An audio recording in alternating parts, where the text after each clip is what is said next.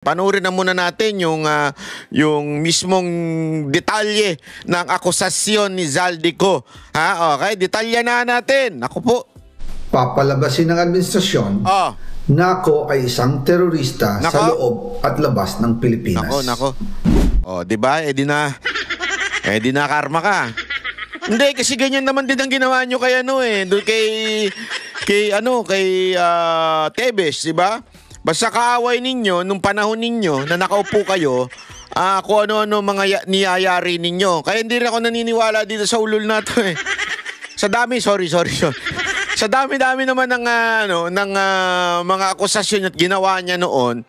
Ngayon, parang siya na ang pinaka kaawa-awa. Sorry, pasensya ka na, Zaldico. May punto yung sinasabi mo. Kasi style nyo yan eh. Alam niya. Style nila yan noon eh. Basta kaaway, ginagawang terorista. Basta kaaway kung ano-anong akusasyon ng ginagawa ninyo. Kasama ka niya noon. Kaya alam mo yan. Oh! Kasama siya dyan eh. Na yung kampo nila noon ni Romualdez. Kasama sila dyan eh. Ngayon, ayan. Hindi nakarma ka ngayon. O, tuloy. Para mailibing ako kasama ang katotohanan. Nako? Kahit saan man ako pumunta. Nako po? Sinabi na agad sa akin ni Speaker Romualdez na kailangan ko makapag-deliver ng 2 billion pesos kada buwan. Nako? Para sa pagdi-deliver ng malem. Grabe no, 2 billion ha? Imagine niyo yun. That's a thousands of millions. Ang isang billion ay 1,000 million. Ganong katindi yun. So, dagdagan mo ng 1,000,000. Hindi lang yung 3 zero. Ano yun? Anim. O siyam ata na zero yun. Tama. Ganong katindi ho yun. Maletang pera patungo sa bahay ni Speaker. Ang sinabi mismo ni Speaker Martin sa akin na hati sila ni Pangulong Marcos sa perang yon. Yung tig 1 bilyon. Kung dati usapan manok, 1 manok, 2 manok, ito hindi. Ha? 1 baboy. Tig 1 baboy daw sila ni Marcos. Grabe, no? Paano ba maging presidente? Gusto ko na rin maging presidente para makatanggap naman tayo ng 1 baboy. Gusto ko na rin maging presidente. Paano ba? Para gamitin bilang bagsakan at imbakan ng pera mula sa mga SOP, collection at deliveries na para sa Pangulo. Nako. Huwag mo akong pigilan sa mga insertions ko. Yan, wag ka nang makialam sa budget. Ang gusto niya ng 50 billion pesos na insertion. Ngunit ang sagot ng Pangulo, humingi ka ng bago or dagdag na insertions. Nako po. Ayan na. Nako, may parto na naman. Magandang araw po sa inyong lahat. Bago ko ipagpatuloy ang aking paliwanag, nais ko munang magpasalamat sa inyo.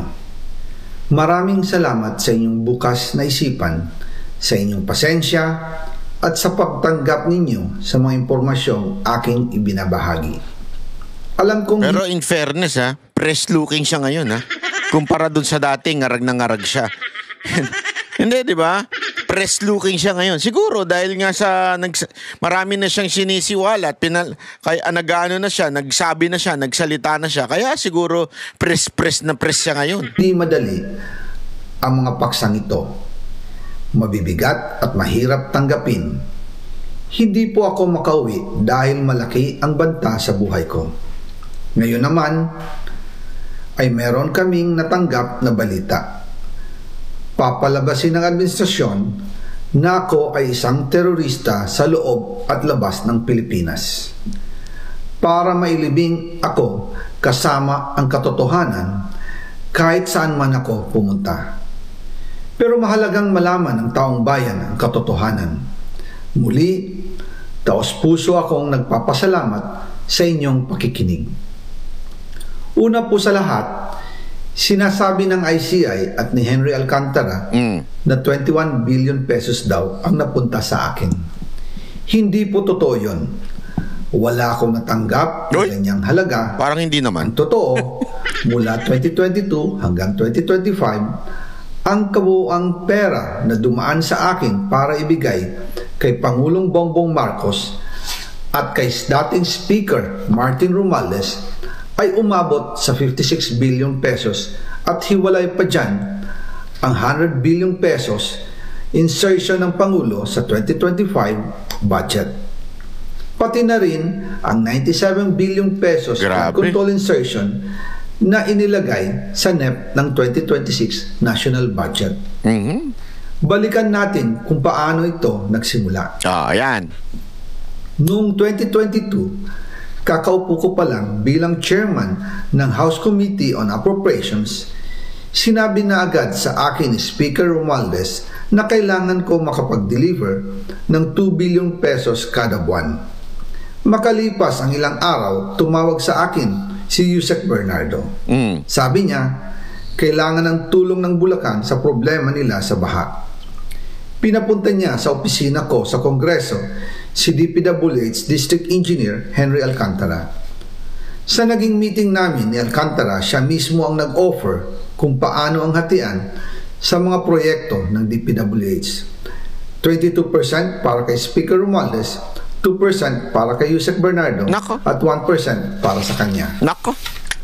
Doon po nagsimula ang tinatawag nilang deliveries. Nako po. Ang sistema po ay ganito. Ano yan? Ang Paano? mga tao ni Henry Alcantara Ah. ay nakikipag-ugnayan sa mga tao ko na sina Paul Estrada at Mark Tiksay. Sila ang tumatanggap na pera mula sa mga tao ni Alcantara. Minsan sa bahay ko sa Valle Verde, minsan naman sa BGC parking. Pagkatapos nilang makuha ang Saan yan? Puntaan ko yan. Saan yan? Saan yan? Hold upin ko yan. Sa BGC daw.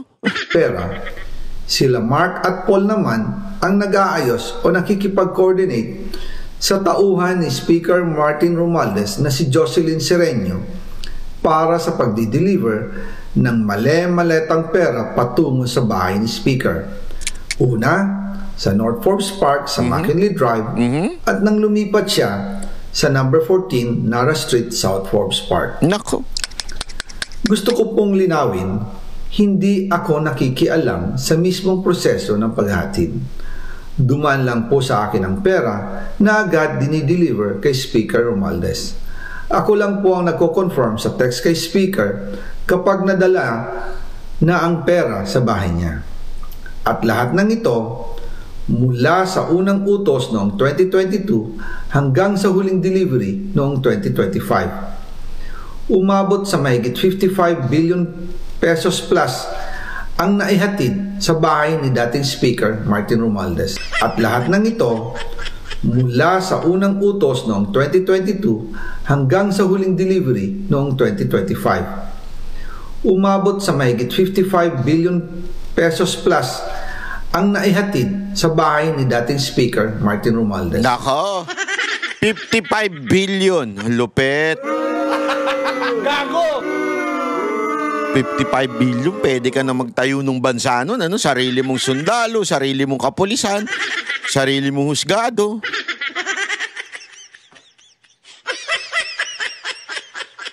Parang ano yan? Parang yun ang nangyayari ngayon ha. Madalas hindi nabubuo ang hinihinging 2 billion pesos bawat buwan ni Speaker, kaya iyan ang final total. Ang sinabi mismo ni Speaker, Hindi daw nabubuo yung 2 billion kasi baka mamaya i-compute na naman yan ni Auntie Claire. Sasabihin niya, sinabi ng 2 billion kada taon, mula 2022 hanggang 2025, bakit sinabi niyang 55 lang? Kulang yan. Pag gano'n, fake news siya, wala resibo. Gaganon-ganon, parang... Sinabi dito Auntie Claire, malinaw, sinabi. Minsan hindi daw nabubuo. Okay? Hindi nabubuo yung 2 billion. Kasi may mga project na para siguro doon sa mga congressman. Halimbawa, doon sa mga manghuhuli kay Pangulong Duterte, bibigyan yun, syempre. Ilang billion din yun. Yung para i-kidnapin si Pangulong Duterte, tapos siguro para i-push yung impeachment. Kaya hindi nabubuo siguro yung 2 billion. Di ba? Tarantado lang, no? Speaker Martin sa akin na hati sila ni Pangulong Marcos sa perang yon. Hati daw sila doon sa 55 billion. Hindi naman pala malaki, Banat Bay. Hindi naman malaki. 25 lang billion lang ang nakinita na. Ang lupit, ano? Ang listahan ng mga deliveries na ito, kung kailan, magkano, at saan dinala, ilalabas ko po kasabay ng video na ito. Nako, ayan na. Noong November 2024, habang nasa proseso kami ng pagtatalakay ng budget, nakipag-meeting sa amin ni Speaker Martin, si Yusek Jojo Cadiz. Sabi niya, masama raw ang loob ni Pangulong Marcos, wala raw siyang natatanggap na remittance. Nako po. At dahil laging napapagalitan si Speaker Martin ng Pangulo mula September hanggang November, inutusan niya ako na mag-deliver ng 1 billion pesos para kay BBM. Ayon pa kay Yusek Jojo, nang ipaalam niya ito sa Pangulo, Ano nangyari? ang utos sa kanya ng Pangulo ay mag-ingat at siguraduhin si Yusek Jojo lang ang maghahatid. Nako. Ang instruction po sa akin ni dating Speaker Martin Romualdez ay dalhin sa number 30 Tamarind Street, South Forbes Park at ibigay kay Yusek Jojo Cadiz dahil ito raw ang drop-off point na malapit sa bahay ng Pangulo. Nako. Sinabi rin po sa akin Speaker Martin Romualdez na si PBBM ang nag-utos sa kanya na bilhin ang bahay sa number 30 Tamarind Street para gamitin bilang bagsakan at imbakan ng pera mula sa mga SOP, collection at deliveries na para sa Pangulo. Noong December 2, 2024, personal kong i-deliver ang 200 million kay Yusek Jojo Cadiz sa number 30 Tamarind Street, South Forbes Park. Ayon sa kanya, dadalhin daw niya ito sa bahay ng Pangulo sa number 41 Nara Street, South Forbes Park. Nako. Patay tayo. Kasunod dito, noong December 5, 2024, muli akong nag-deliver ng 800 million sa parehong address at Yusek Jojo Cadiz pa rin ang tumanggap. Nako. Sabi niya, iyon naman ay dadalhin sa bagong bahay ng Pangulo sa South Forbes Park. Sa kabuuan, 1 billion pesos ang personal kong naihatid. Ako mismo ang nagbigay ng pera, kasama ang aking driver at mga tauhan. At lahat ito ay base sa direktang utos ni Speaker Martin Romualdez. Yun. At dyan po nabuo ang kabuuang halagang 56 billion na ipinadala mula 2022 hanggang 2025. Pero kahit na na-deliver na ang 1 billion pesos para kay Pangulong Marcos at kahit na naisama na rin sa 2025 budget ang 100 billion pesos insertion sa pamamagitan ng BICAM Committee, ayon mismo sa utos ng Pangulo, nagagalit pa rin daw si BBM. Bakit? Nako po, abangan ng part 2. Grabe. Bakit kaya nagagalit si BBM? Kasi siguro naliliitan. Paano namin mababawi yung nawala sa amin, yung kinuha ng mga Aquino sa amin noon? Paano namin babawiin yan? Baka ganun. Hindi ko alam. Tanong ko lang naman yun. Sa tingin ko, iniisip niya paano babawiin. Patapos na yung termino niya. Kailangan mabawi na nila yung yung nakakuha sa kanila noon, di ba? Kaya ganyan. Nako po, matindi ho ito. May abangan nyo po yung part 2, ha? Kaya nakaka-excite Sabi nung iba, bakit di pa kasi buuin? Hindi, kasi may mga nagaganyan May nababasa ako. Bakit di pa kasi buuin? Bakit pinapatsi-patsi pa? Pinapadrama-drama pa? Hindi ho, hindi ganon. Kaya pinapatsi-patsi. Sa tingin ko lang ito opinion ko lang naman to bilang isang mamamayang Pilipino. Parang ganito Hindi naman pwedeng ipakain mo yung breakfast, lunch at saka dinner ang sabay-sabay. Tama, mali? Hindi pwedeng ganun. Breakfast, lunch, dinner, sabay-sabay mo yung pakakain sa tao. Sabi mo, yan kumain ka na. Ibig sabihin niya, hindi ka nakakain buong araw. Hindi pwedeng gayon yun. Una, maraming dahilan. Siyempre, kailangan mo ng energy all throughout the day. But, isang pinakamatinding dahilan yan, kasi minsan, hindi nakakayanin. Di ba? I mean, hindi pwedeng, hindi kakayanin yung mga impormasyon kung ito'y sabay-sabay. Kailangan mahimay. yung impormasyon. Kasi ito pa nga lang, apakarami ng impormasyon dito eh. Yung hinihingi na 2 billion, yung total na nakuha ni Romualdez na 55, di ba? Di umano, according to Zaldico, masyado ng maraming impormasyon. Alam naman ng mga Pilipino, hindi kayang nguyain ng sabay-sabay. So kailangan pag-usapan unti-unti yung at nandyan din, 'di ba, yung mismong address. I mean, masyadong maraming impormasyon kung ipagsasabay-sabayin ito. Yun ang sa tingin kong dahilan. Hindi ko naman sure, din naman kami nag-uusap niyan eh. Sana hindi talaga kami mag-usap dahil wag ka nang umuwi ha. Para yung kaso mo, biro lang.